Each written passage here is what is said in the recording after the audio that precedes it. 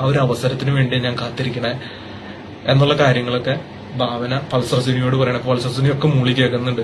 ഇത് കഴിഞ്ഞിട്ട് സിനിമ ഫീൽഡിൽ നിന്ന് എനിക്ക് അവനെ ഔട്ടാക്കണം, സാമ്പത്തികമായിട്ട് തന്നെ അവനെ തകർക്കണം, എല്ലാത്തിന്റെ അവസാനം അവൻ എന്നുള്ള വാക്കാണ്. അതുകൊണ്ട് എനിക്ക് അവനെ തകർക്കണം, കരഞ്ഞ് എന്റെ അടുത്ത് വരും, കാല് പിടിച്ച് ആ ഒരു അവസരത്തിന് വേണ്ടി ഞാൻ കാത്തിരിക്കണേ എന്നൊക്കെ ഒരുപാട് പേര് സംസാരിച്ചു. പിന്നെ പറഞ്ഞു സുനിക്ക് വേണ്ട എല്ലാ സഹായാലും ബഷീറിക്കയും ലാലും എല്ലാവരും ചെയ്തോളും.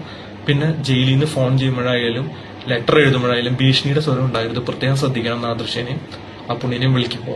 ഇതിങ്ങനെ എടുത്തു പറയണ്ടായി. ഇപ്പോഴൊന്നും എനിക്ക് കാര്യങ്ങൾ മനസ്സിലാകണ്ടായിരുന്നില്ല എന്തിനുള്ള ഇതായിരുന്നു എന്നുള്ളത്. എന്റെ ജീവിതത്തിൽ ഇന്നവരെ എന്റെ പേരിൽ ഒരു കേസ് പോലും ഉണ്ടായിട്ടില്ല. ആദ്യമായിട്ട് ഒരു കേസ് വന്നേക്കണം, പെറ്റി കേസ് പോലും ഉണ്ടായിട്ടില്ല.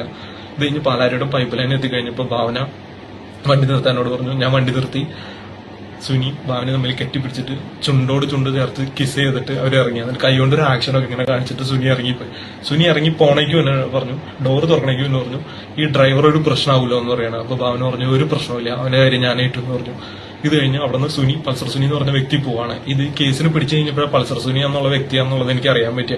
ഇത് കഴിഞ്ഞ് ഒരു പൾസർ സുനി ഇറങ്ങിപ്പോയതിനു ശേഷം എന്നോട് ഭാവന പറഞ്ഞു നേരെ ലാലേന്റെ വീട്ടിലേക്ക് വണ്ടി വിടാൻ പറയാണ്.